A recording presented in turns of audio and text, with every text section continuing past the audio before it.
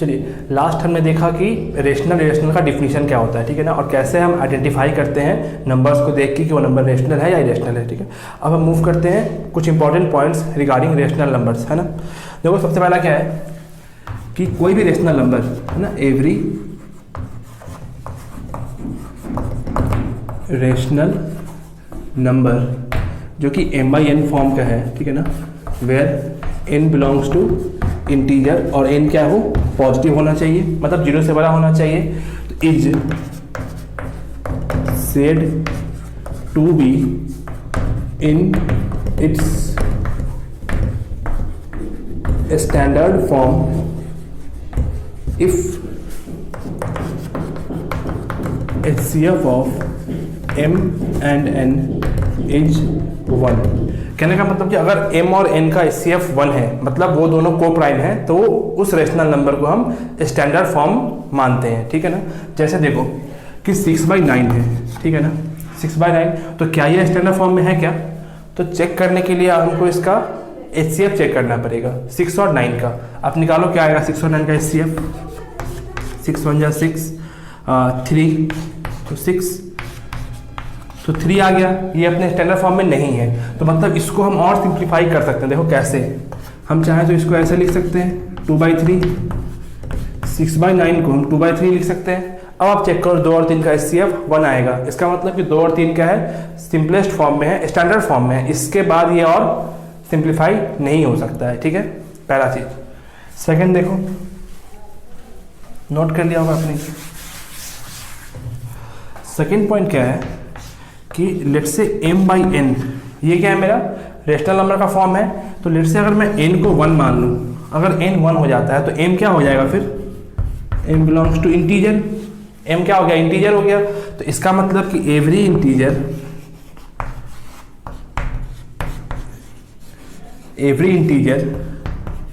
Is a rational number.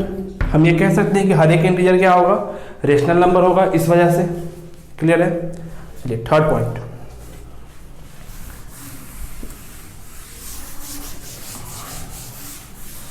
Third point क्या है मेरा कि देखो 2 consecutive rational number, 2 consecutive rational number is meaningless. अगर कोई ये कह रहा है कि 2 लगातार रेशनल नंबर, तो वो क्या है, एक मीनिंगलेस बात है, ठीक है ना। क्यों? क्योंकि 2 रेशनल नंबर के बीच में there are infinite possibilities of rational numbers, है ना, कि 2 रेशनल के बीच में इनफाइनाइट नंबर्स ऑफ, मतलब इनफाइनाइट रेशनल नंबर हो सकते हैं, ठीक है ना। लिख लो, बिकॉज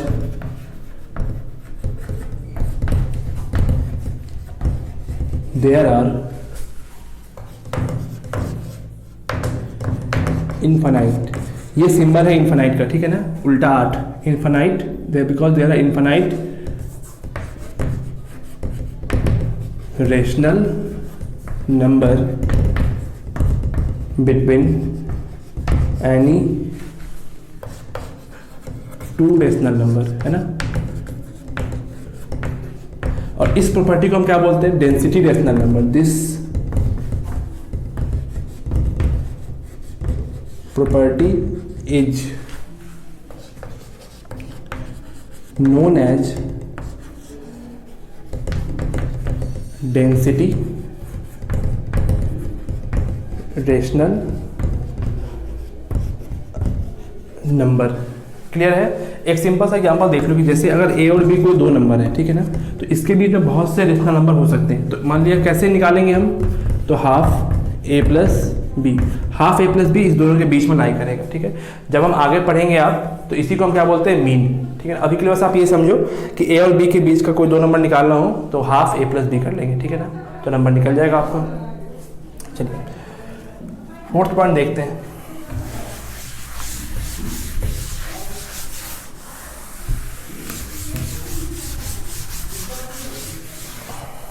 फोर्थ पॉइंट क्या है मेरा कि किसी भी रेशनल नंबर को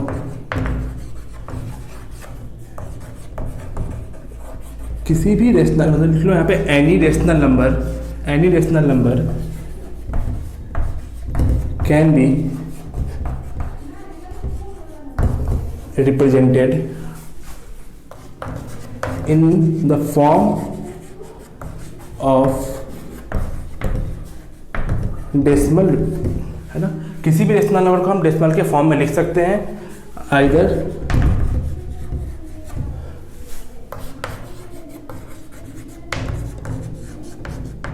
आइदर टर्मिनेटिंग डेसिमल या फिर नन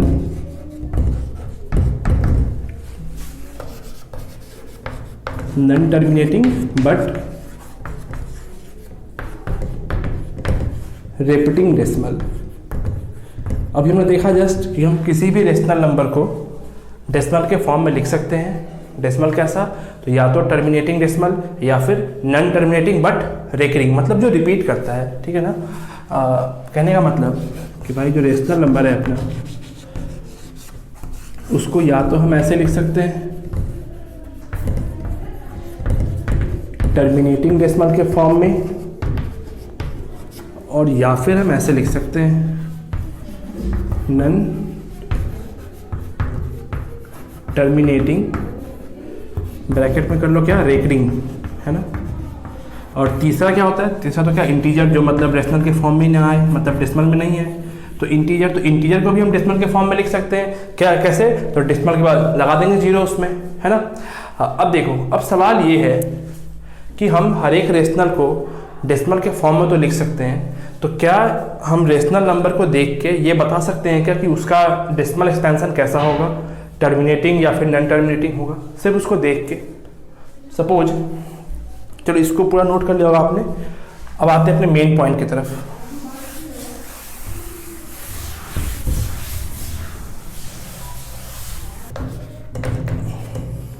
जैसे सपोज कि मैंने आपसे एक सवाल दिया 189/125 और आपसे ये पूछा कि बताओ इसका डेसिमल एक्सपेंशन कैसा होगा, तो आप क्या करोगे। एक तरीका है कि आप डिवाइड करके बता दोगे, बट क्या हर बार डिवाइड करना ज़रूरी है क्या। मान लो नंबर बहुत बड़ा आ गया तो वहाँ भी डिवाइड करेंगे क्या, तो क्या ऐसा पॉसिबल है क्या, तो ऑफकोर्स ऐसा पॉसिबल है, ठीक है, कि हम देख के बता सकते हैं कि भाई इसका डेसिमल एक्सपेंशन कैसा होगा, टर्मिनेटिंग या फिर नॉन टर्मिनेटिंग। उसी को थ्योरम के फॉर्म में समझाया गया है, मतलब थ्योरम के फॉर्म में लिख दिया गया है बुक्स वगैरह में, और वो थ्योरम बच्चे याद करके समझ लेते हैं, ठीक। तो अब देखो, थ्योरम लिखवाने और समझाने से पहले, मतलब याद करने से पहले, आप एक चीज़ सोचो जो मैं आपको बताना चाहता हूँ, ठीक है ना। लेट से अब सब कुछ भूल जाओ, जो भी रेशनल चल रहा है सब कुछ भूल जाओ, बस जो बता रहा हूँ वही सुनना। लेट से A/B, ठीक है ना, कोई रेशनल कुछ नहीं, बस ये क्या लिखा हुआ है A/B। तो इसका एक्चुअल मतलब क्या हुआ कि A को इस B से डिवाइड करना, ये मतलब हुआ इसका। तो जब आप डिवाइड करोगे तो क्या होगा, जब इस B को, मतलब इस A को हम B से डिवाइड करेंगे तो क्या होगा, या तो ये कंप्लीटली कट जाएगा अल्फा टाइम्स, क्लियर है, या फिर डेसिमल आएगा अल्फा टाइम्स, तो यहाँ पे कुछ आएगा, तो फिर यहाँ पे कोई नंबर आया, जैसे हम यहाँ पे डेसिमल लगाएंगे तो यहाँ पे क्या आएगा, जीरो आएगा, फिर ये फर्दर प्रोसीड होगा, क्लियर है। अब तुम ये सोचो कि जैसे आप कोसेंट में डेसिमल इंट्रोड्यूस करते हो तो एक्चुअल में होता क्या है, रिमाइंडर में ऑटोमेटिकली एक जीरो अपने आप आ जाता है, जो भी रिमाइंडर आपका आता है उसके यूनिट प्लेस पे एक जीरो आ जाता है, ठीक है ना। सपोज एक एग्जांपल देखते हैं हम लोग, 7/3, 7/2 एंड 7/5, ठीक है, तीन नंबर अपने पास है और मुझको ये बताना है कि तीनों का डेसिमल एक्सपेंशन कैसा होगा, ठीक है ना। चलो देखो, अब डिवाइड करो पहले वाले को, 3 को, 3 2 जा 6 1, यहाँ पर जैसे ही डेसिमल आया तो यहाँ पे क्या आ गया, ऑटोमेटिकली एक जीरो आ गया। अब फिर से आप डिवाइड करते हो, 9, फिर 1 आया, फिर एक जीरो, फिर 3, फिर 9, ये अब चलता रहेगा।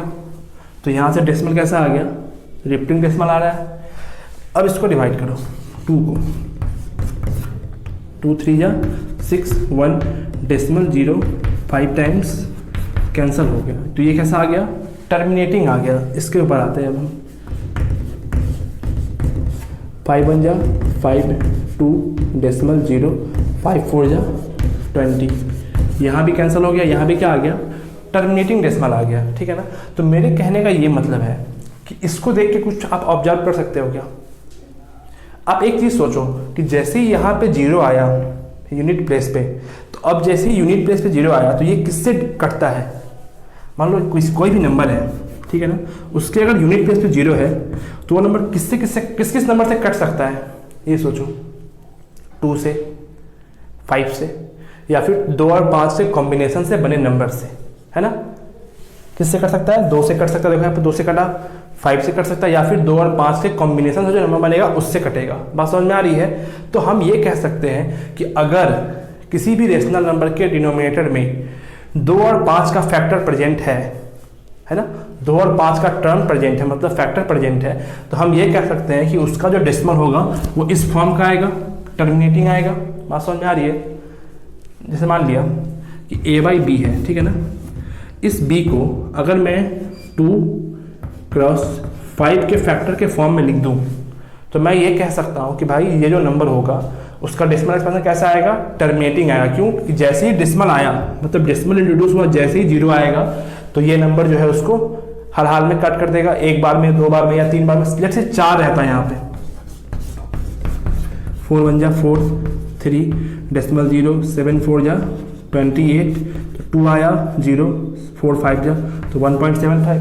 मतलब 2 और 5 से के कॉम्बिनेशन से बना हुआ कोई भी नंबर जीरो वाले नंबर को काट देगा, है ना। समझ में आया बात मैं क्या बताना चाह रहा हूँ आपको।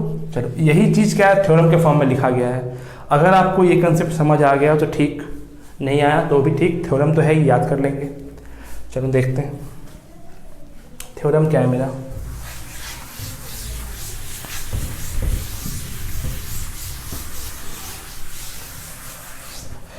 फर्स्ट थ्योरम क्या है कि कोई भी rational number, any rational number, any rational number of the form m by n where n क्या होना चाहिए, 0 से बड़ा होना चाहिए। any rational number of the form m by n can be written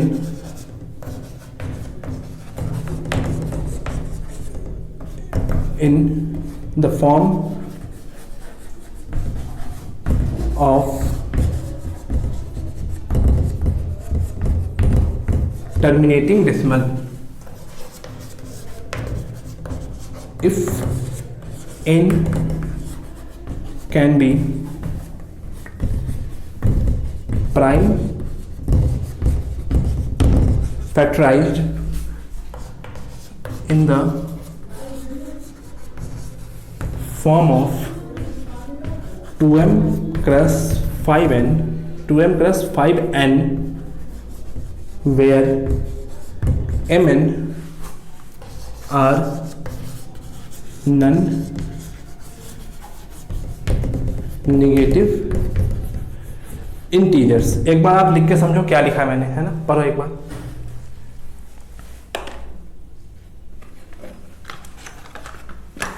क्या लिखा मैंने कि any rational number of the form m by n, कोई भी rational number m by n के फॉर्म का हो, n क्या होना चाहिए, पॉजिटिव, उसे हम टर्मिनेटिंग डेसिमल के फॉर्म में लिख सकते हैं अगर n को हमने प्राइम फैक्टराइज कर लिया 2m क्रॉस 5n टाइप के नंबर में, जहाँ पे m और n क्या है, नॉन नेगेटिव इंटीजर्स, मतलब कि m और n जीरो भी हो सकता है, कोई दोनों में से कोई एक जीरो भी हो सकता है। जैसे एग्जाम्पल देखो, अभी जो एग्जाम्पल हमने देखा कि 189/125। अब सवाल क्या था कि क्या हम इसको, मतलब इसका डेसिमल एक्सपेंशन कैसा होगा, तो वो चेक करने के लिए आपको क्या चेक करना पड़ेगा इसके बारे में कि क्या हम इसको इस फॉर्म में लिख सकते हैं क्या। तो देखो ऑफ कोर्स लिख सकते हैं, 5 का क्यूब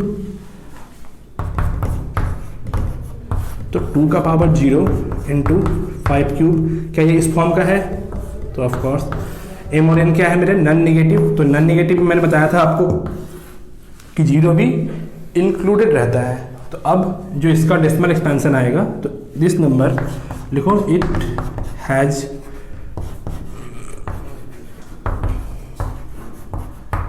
टर्मिनेटिंग डेसिमल, ठीक है ना, नोट करो इसे। चलिए नेक्स्ट थ्योरम क्या है। थ्योरम कुछ नहीं है, बस उसी का एक दूसरा फॉर्म है लिखने का। इसने उसको, इस थ्योरम ने उस प्रॉपर्टी को उल्टा कर दिया। इसने क्या बोला कि अगर x कोई रेशनल नंबर है, लेट से, ठीक है ना, x क्या है, कोई रेशनल नंबर है व्हिच डेसिमल एक्सपेंशन टर्मिनेट, जिसका डेसिमल एक्सपेंशन जो है वो टर्मिनेटिंग है। ये हमें पहले से ही पता है इस बार, ठीक है। तो हम ये इस नंबर को m/n के फॉर्म में लिख सकते हैं, जहाँ पे m और n क्या है, को प्राइम, मतलब अपने सिंपलेस्ट फॉर्म में है ना, और n को हम 2m + 5n के फॉर्म में फैक्टराइज कर सकते हैं, ठीक है ना। इसने वही बोला, इसने क्या बोला कि x कोई रेशनल नंबर है और उसका जो डेसिमल एक्सपेंशन है वो टर्मिनेट कर रहा है। ये बात हमको पहले से पता है। तो हम उस x को m/n के फॉर्म में लिख सकते हैं, जहाँ पे m और n क्या है, को प्राइम्स, मतलब HCF1, मतलब अपने सिंपलेस्ट फॉर्म में है। तो हम जो n है उसको प्राइम फैक्टराइज कर सकते हैं 2m + 5n टाइप के फॉर्म में। क्लियर है बिल्कुल। चलिए नोट कर लो। और थर्ड है बस उल्टा, मतलब निगेशन। नोट कर लो इसे। थ्योरम थर्ड क्या है मेरा कि देखो x क्या है, कोई रेशनल नंबर है p/q के फॉर्म का, ठीक है। तो अगर q का प्राइम फैक्टराइजेशन 2m + 5n के फॉर्म का नहीं है, क्या लिखा मैंने, prime factorization of q is not of the form of 2m + 5n where m and n क्या है, नॉन नेगेटिव इंटीजर्स, जो देन इस x का जो डेसिमल एक्सपेंशन आएगा वो कैसा होगा, non terminating but repeating. Clear है, कैसा आएगा, नॉन टर्मिनेटिंग बट रिपीटिंग, है ना। देखो ये जो 3 थ्योरम था, आप इस 3 थ्योरम को जो मैंने इसका जो इलस्ट्रेशन दिया है उससे रिलेट करना, ठीक है ना। अगर वो इलस्ट्रेशन समझ में आया आपको तो आपको ये याद करने की जरूरत नहीं पड़ेगी। बाई चांस आपको समझ नहीं आ रहा है तो आप थ्योरम याद कर लो। एक एग्जाम्पल देख लो तीनों के रिगार्डिंग कि लेट से 7/3 वही 7/2 एंड 7/5 है, और अपने को बताना है कि कौन सा नंबर किसका डेसिमल एक्सपेंशन टर्मिनेट करेगा, किसका नहीं करेगा। तो हम क्या चेक करेंगे, डिनोमिनेटर चेक करो। इसका 3 है तो क्या इस 3 को हम 2m + 5n के फॉर्म में लिख सकते हैं क्या, तो ऑफकोर्स नॉट। तो इसका एक्सपेंशन कैसा होगा, नॉन टर्मिनेटिंग बट रिपीटिंग। करके देख लेना, इसको देखो तो क्या हम इसको लिख सकते हैं क्या, तो ऑफकोर्स 2 का पावर 0 इंटू 5 का पावर, सॉरी 2 का पावर 1 इंटू 5 पावर कितना 0 लिख सकते हैं इसको इस फॉर्म में। तो ये कैसा होगा, टर्मिनेटिंग। इसको भी लिख सकते हैं कैसे, 2 का पावर 0 इंटू 5 का पावर 1। तो ये भी क्या हो गया मेरा, टर्मिनेटिंग। बस आपको क्या चेक करना है, डिनोमिनेटर, उसको प्राइम फैक्टराइज करो, इस फॉर्म में आ गया तो ठीक, नहीं तो नॉन टर्मिनेटिंग। चलिए नोट कर लें इसे, ओके।